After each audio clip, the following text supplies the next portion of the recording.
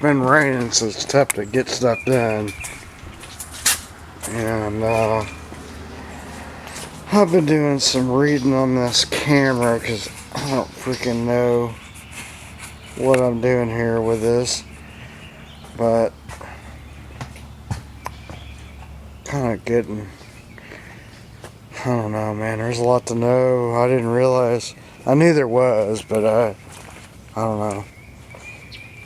It's like anything. It's a learning curve. So I was draining this.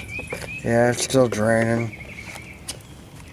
So the reason I'm draining the fuel again is because I filled this up, their live wells up, with water, and now it's leaking. So gonna have to pull this guy, and I think it just folds up, but it's a lot. Like, that's gonna have to come off over there, or maybe not, I don't know. I'm sorry, that may have to come off over there. Not sure yet. Of course our hoses got to be disconnected. Got to disconnect our sending unit, put that wiring up somewhere, and this hose for a fuel line is going to have to come off. I'm not sure about the plate. Well, the plate's going to have to come out, but do I do it first? Which I just disconnect one of the hoses. It's one hose. I mean, because it could float up. No, I got to.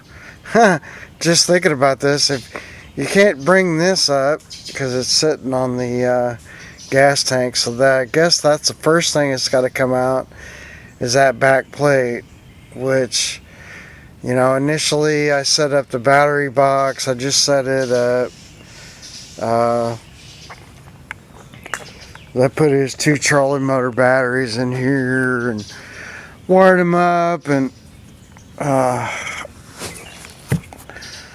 did like shrink wrap our ends.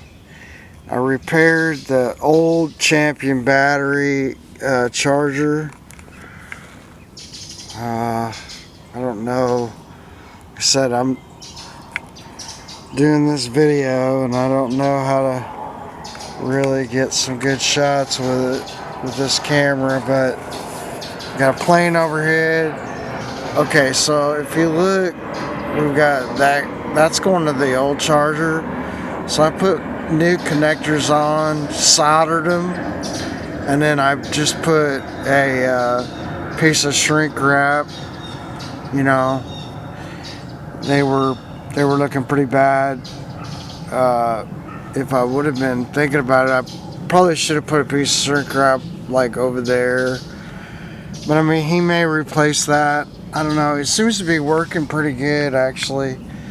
Special edition dual pro. Yes, hopefully you guys can see that. It does come on. I can plug it up.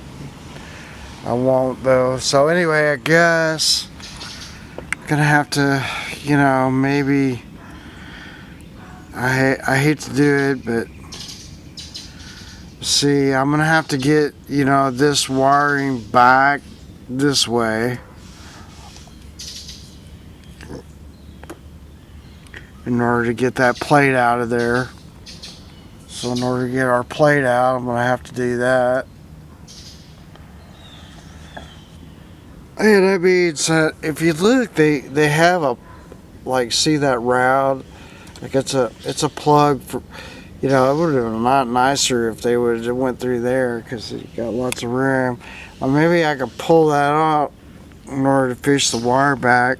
It's kind of a bummer because I'm going to have to disconnect everything, maybe take the batteries out, which I don't know, probably going to have to do it. But I need to do this first to make sure our trolling motor worked, and also, I check all my lights. I checked the navigation lights. Both navigation lights work. And so the pump, I replaced the Johnson pump down there. Those are pretty easy to do. There's a little tab on the side of the housing, and then you turn it. You see the little flanged ears, like a wingnut ears. You just turn that, and it'll come right out. I didn't film that. It's not that big. It's pretty simple. You know, you got a hot line, which is that brown line down there, and basically it's your hot line. You're gonna go through. On his in particular, he's got an automatic bilge switch, so the hot goes through the switch to the pump, and then ground is just ground. And then when you hit the switch on the panel, then it's going through that switch. Now, the way I like to wire them, the way it should be wired, is a double pole, double throw switch, where you got two hot lines. One goes through the automatic bilge, so in the up position on the panel switch, you would have automatic bilge, meaning that float bilge switch, when it kicks on, then it bilges out the water. And then on the panel switch by the driver in the down position should be manual, and then that sends, you know, your hot down to just straight to the pump. But this one is not wired that way, and you know, I don't know. It's something I can think about, like when Scotty comes down. I'm gonna try to get that. I'm gonna try to get that gas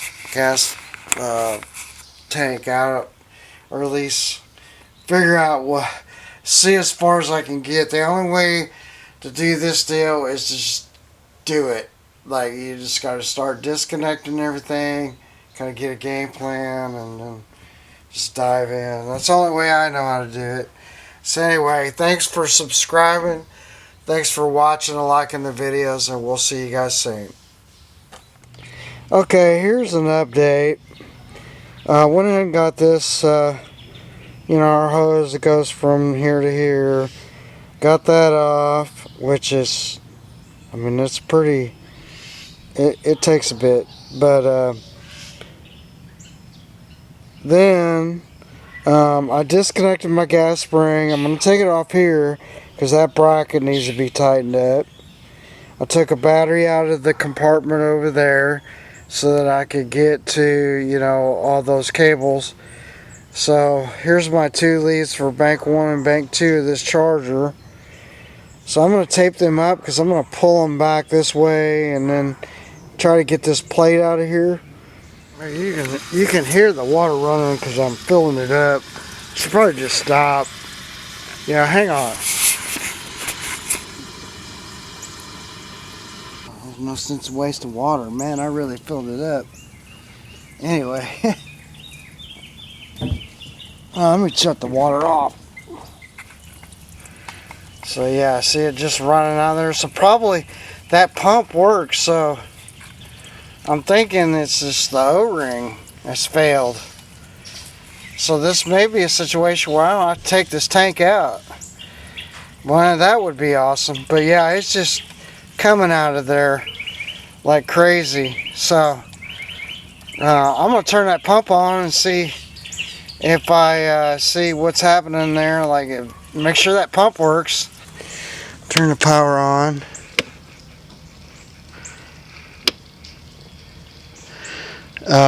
I'm sorry. Figure out which one that is.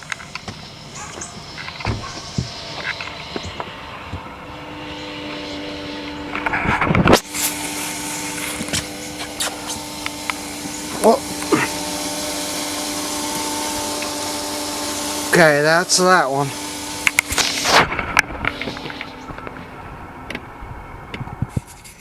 Alright everybody, I was able to get that pump out of the wall, and that's what it looks like.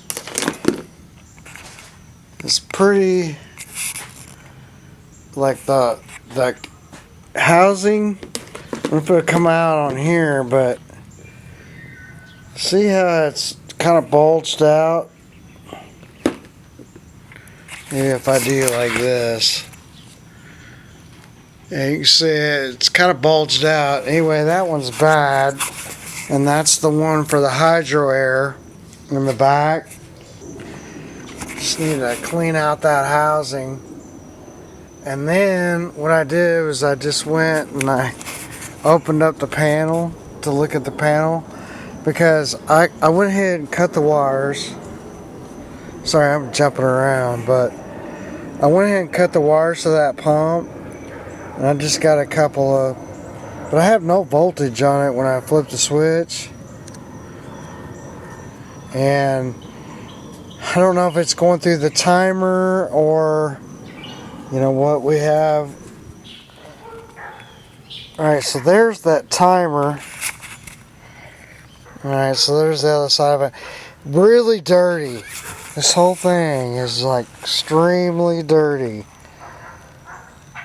All of that is like, so I laid this blanket in, and I'm gonna go get some rags. I'm gonna try to clean this up. Before I do that, I'm gonna go ahead and disconnect the battery. So I put on some rags, then I got some non-residue contact cleaner. Maybe hit them, you know, see if I can knock a lot of that junk off there. Extremely dirty. But I need to get to those two because that's where the hydroair is. And take a look at that. Now, this is a timer. This is what this is. That's how bad it looked. So I do have some bearings. I can blow this off. One thing that is for sure is that there's no power making it to this switch. I don't know. Like I said, this camera's hard to really get a good picture. And I'm gonna pop those covers off and see if I can't pop those out of there so I can take a look at them better. You know, I mean, worst case, I gotta disconnect them. But then, you know, like I've got the line that goes to that pump, the hydroair pump, and it's just, you know, it's right there. So, but I'm not getting any voltage on it. So something out of the switch. Now I got the timer disconnected, but when I had the timer disconnected, I wasn't seeing power. So I'm gonna look at that and see if I can't figure that out.